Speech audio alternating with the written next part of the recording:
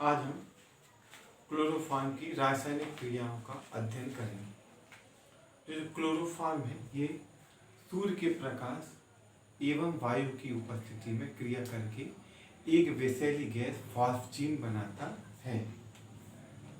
CHCl3 plus O2 ये है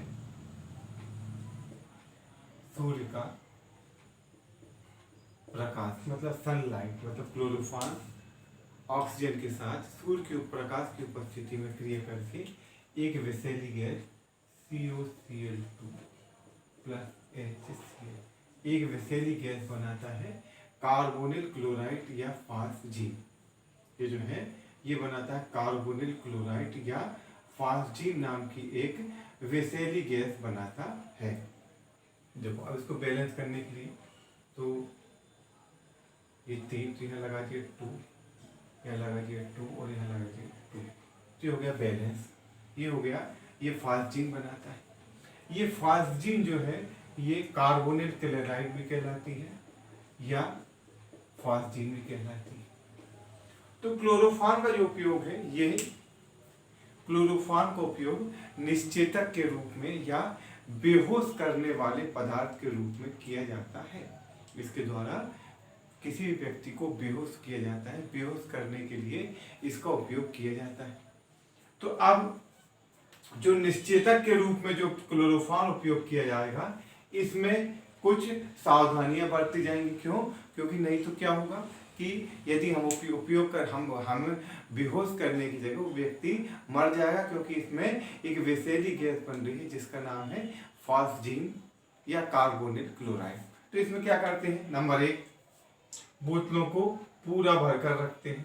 देख बोतलों को रंगीन बोतलों में रखते हैं। पहला हो गया रंगीन बोतलों में, मतलब जो क्लोरोफॉर्म है उसको सफेद बोतल में नहीं भरते बल्कि लाल पीली या कलर्ड बोतल्स में, रंगीन बोतलों में रखा जाता है।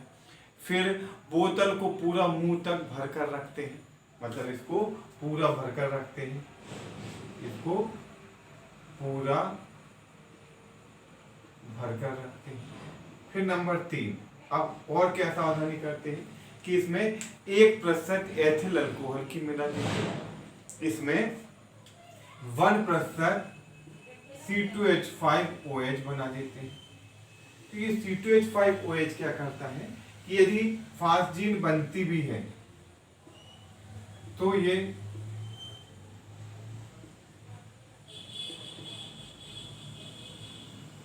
ये फॉस्फीन की बनती भी है तो ये जो है ये बना लेता है डाई एथिल कार्बोनेट। मतलब यदि फॉस्फीन किसी प्रकार बन भी जाती है तो ये उसके साथ क्रिया करके बना लेता है COC2H5 का ट्वाइस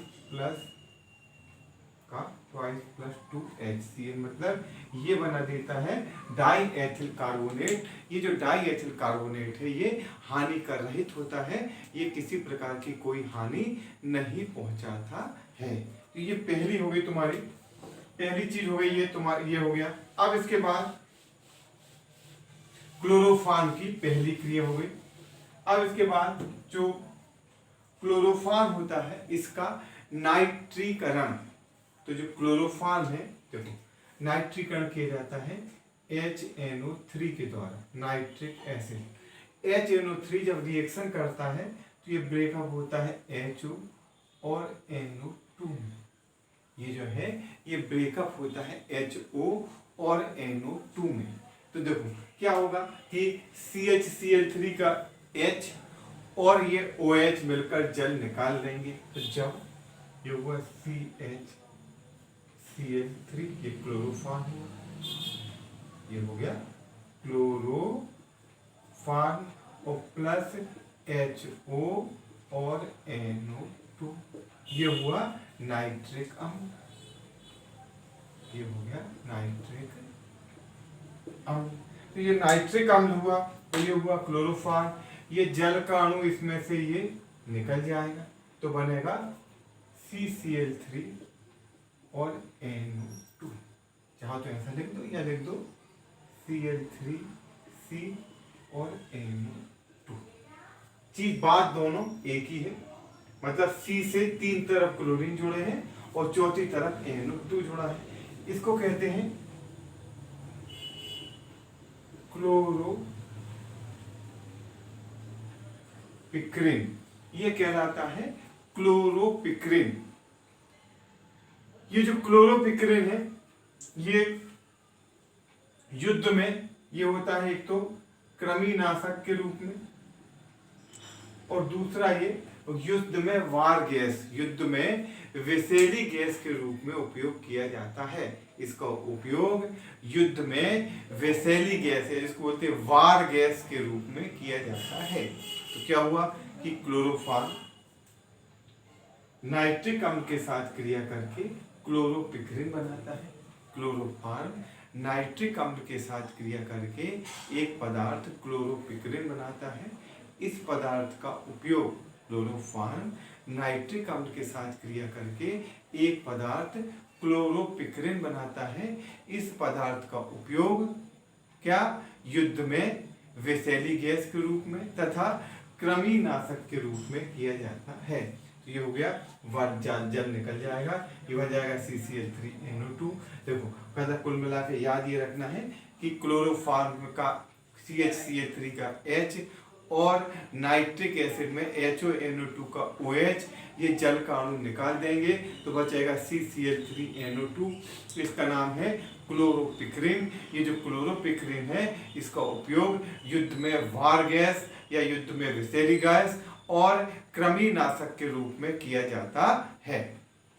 क्लोरोफॉर्म नाइट्रिक अम्ल के साथ क्रिया करके एक पदार्थ क्लोरोपिक्रिन बनाता है। इस पदार्थ का उपयोग कृमिनाशक तथा युद्ध में विषैली गैस के रूप में किया जाता है। अब इसके बाद अगला है एसीटोन के साथ अभिक्रिया। अगली जो क्रिया है वह है एसीटोन के साथ अभिक्रिया। तो acetone CH3 CH3 C double bond O, ये हो गया एसीटोन, और प्लस CH Cl3, ये बेटा योग क्रिया होगी। CH3 CH3 C double bond O plus CH Cl3, ये हुआ एसीटोन और ये हो गया क्लोरोफॉर्म। अब होना क्या है कि ये C डबल बॉन्ड जो O की जगह हो जाएगा C सिंगल बॉन्ड O, मतलब C डबल बॉन्ड O पर योग क्रिया हो जाएगी। तो पहले जो होगा वो लिख दिया मैंने CH3 CH3 सिंगल बॉन्ड ये C है और सिंगल बॉन्ड ये O। अब ये O अब कहाँ संयोजकता कम है, एक यहाँ और एक यहाँ, तो इससे O से जुड़ जाएगा H और इस C से जुड़ जाएगा CCl3। O से जुड़ जाएगा H और C से जुड़ जाएगा CCl3। इसको कहते हैं क्लोरोटोन। ये कहलाता है क्लोरोटोन। ये जो है ये निद्राकारी, मतलब ये नींद लाने वाली औषधि में उपयोग किया जाता है। इसका जो उपयोग है ये निद्राकारी या नींद लाने वाली औषधियों में किया जाता है। मतलब जो वेग ड्रग्स जो नींद लाने का काम करती हैं, निद्राकारी होती हैं, उनमें इसका उपयोग किया जाता है।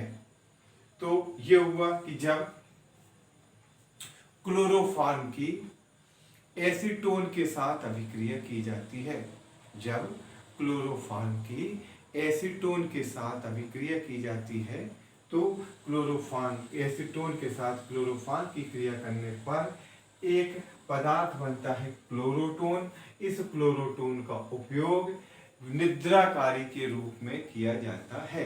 जो क्लोरोटोन है इसका यूज निद्राकारी के रूप में किया जाता है। तो क्या हुआ कि जब क्लोरोफॉर्म की एसीटोन के साथ क्रिया की जाती है तो क्लोरोटोन बनता है।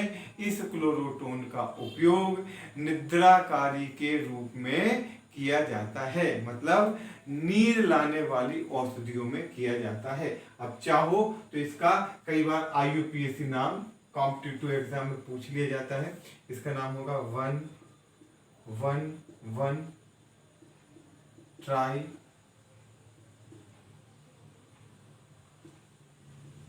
Chloro propane two all. इसका नाम होगा 2-मेथिल 111 ट्राइक्लोरो 2-मेथिल प्रोपेन टू ऑल। अब जरा जो कैसे मैं तुमको ब्लैक से नंबरिंग करके बता देता हूँ बेटा। ये होगी सबसे लंबी श्रृंखला, हम IUPAC में पढ़े हैं। ये होगा पहला कार्बन, ये होगा दूसरा कार्बन, ये हो गया तीसरा कार्बन, है ना। अब इसमें देखो ये तो हो गई मेन प्रतिस्थापी है, 3 क्लोरीन और 1 मेथिल। तो इसका नाम होगा 111 ट्राइक्लोरो 111 ट्राइक्लोरो, फिर 2-मेथिल प्रोपेन 3 कार्बन का है और OH 2 पर, तो प्रोपेन टू ऑल। तो इसका नाम होगा 111 ट्राइक्लोरो 2-मेथिल प्रोपेन टू ऑल।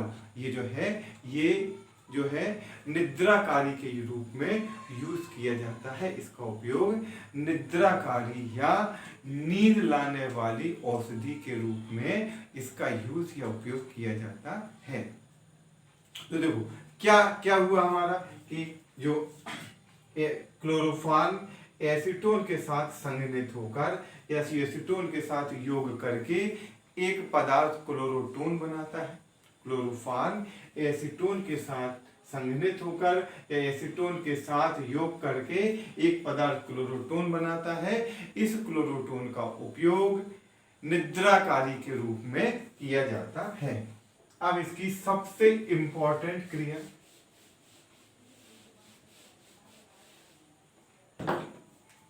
जिस पर क्वेश्चन पूछा ही जाता है, कार्बिल एमीन अभिक्रिया।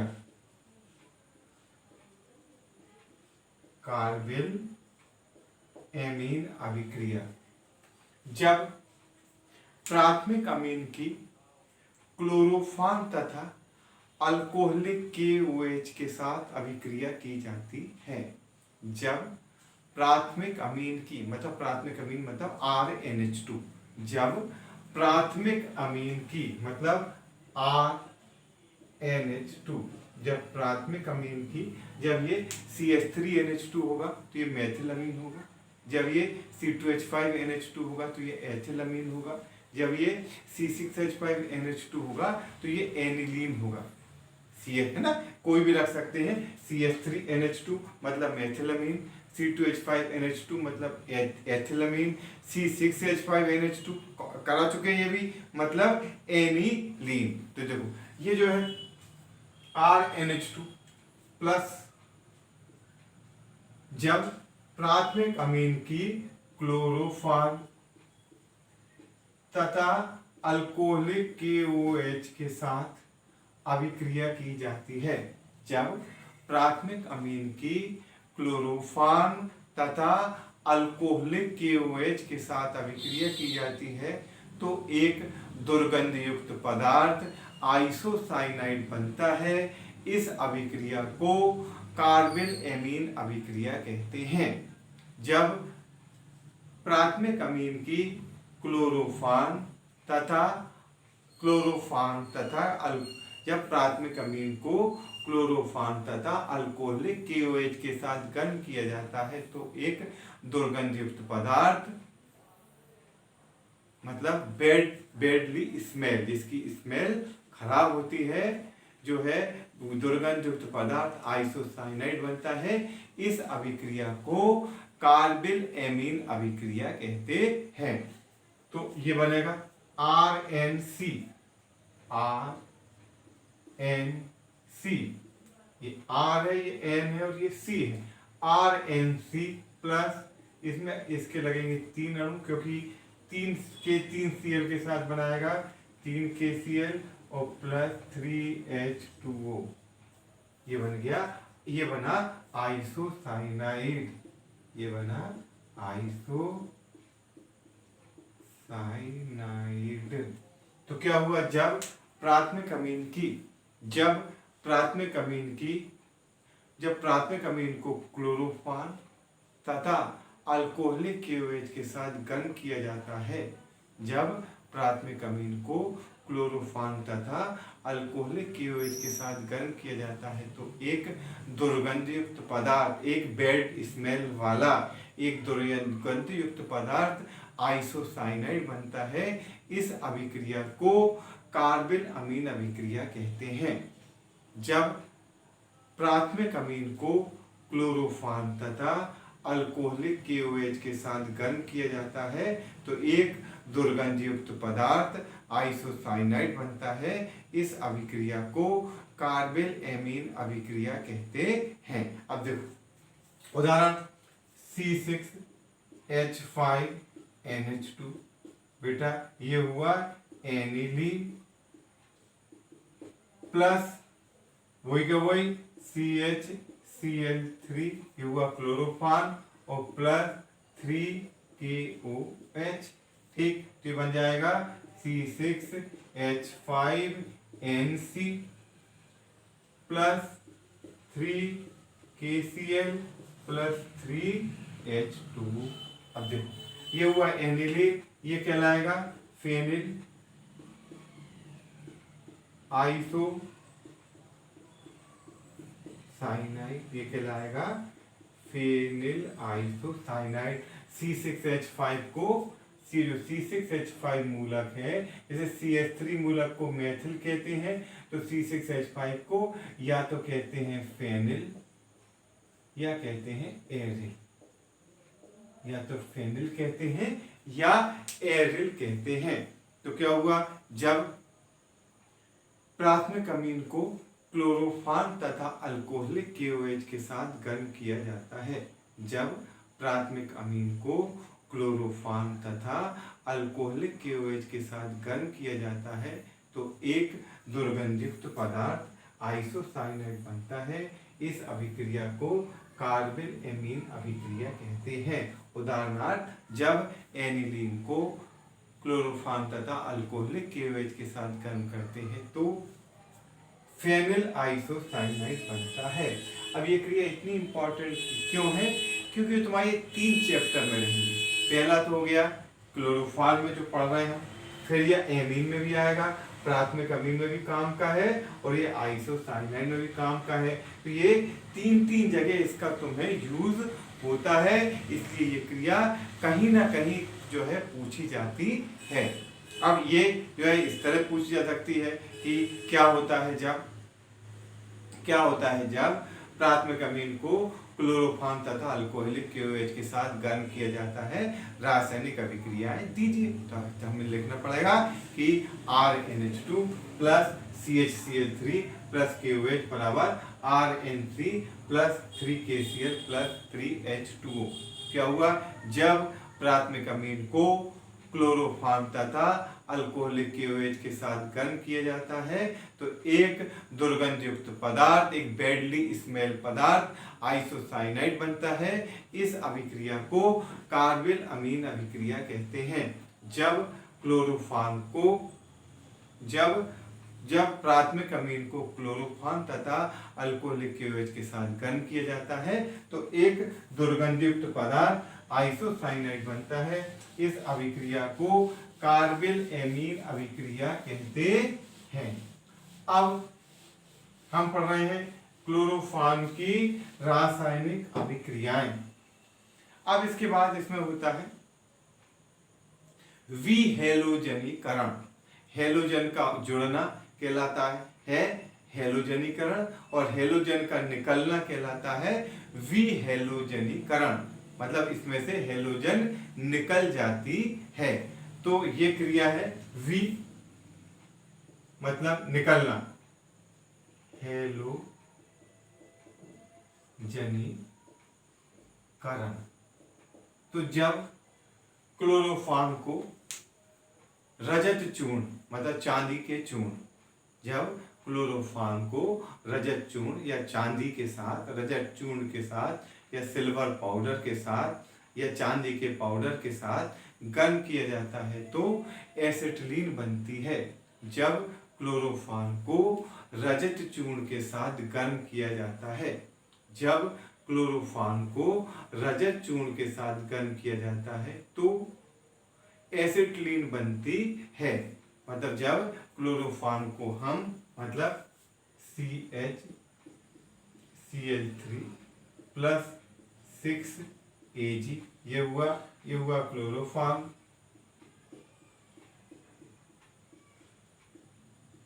और ये हुआ चांदी या रजत चूर्ण प्लस CH ये 3Cl यहाँ से ये पूरे निकल जाएंगे। तो जब ये पूरे निकल जाएंगे तो ये बन जाएगा 6AgCl। तो ये पूरे निकल जाएंगे तो ये बन जाएगा 6AgCl और बचेगा CH ट्रिपल बॉन्ड से CH, इसको कहते हैं एसिटिलीन। तो क्या हुई क्रिया, जब क्लोरोफॉर्म को चांदी के चूर्ण के साथ गर्म किया जाता है, जब क्लोरोफॉर्म को रजत चूर्ण या चांदी के चूर्ण के साथ गर्म किया जाता है, तो जब क्लोरोफॉर्म को रजत चूर्ण या चांदी के चूर्ण के साथ गर्म किया जाता है तो एसिटिलीन बनती है। जब क्लोरोफॉर्म को रजत चूर्ण या चांदी के चूर्ण के साथ गर्म करते हैं तो एसिटिलीन बनती है।